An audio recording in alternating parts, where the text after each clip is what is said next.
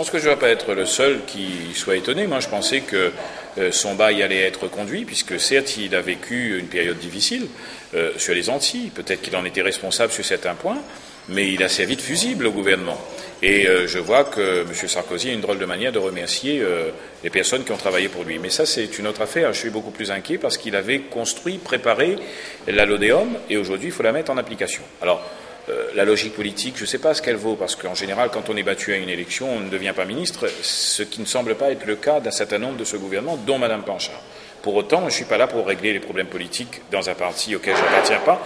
Je souhaite au contraire la bienvenue à Mme Marie-Luce Pinchard. Et je pense que c'est une conseillère de M. Sarkozy. Donc le président pense qu'elle a les aptitudes à gérer l'outre-mer, et aujourd'hui elle arrive dans le ministère qui a cette fonction. Mais il faut être au travail maintenant. Donc je lui dis bienvenue pour se mettre au travail.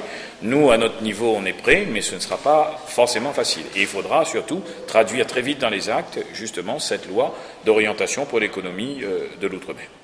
Alors Marie-Luce Panchard était tête de liste aux élections européennes, l'UMP. Elle a été très décriée localement pour cette candidature. Est-ce que vous ne pensez pas qu'il y aura un impact justement au niveau de sa fonction ministérielle à Rio Dino ? Peut-être, mais ça, je veux dire que c'est au niveau de sa famille que ça se réglera.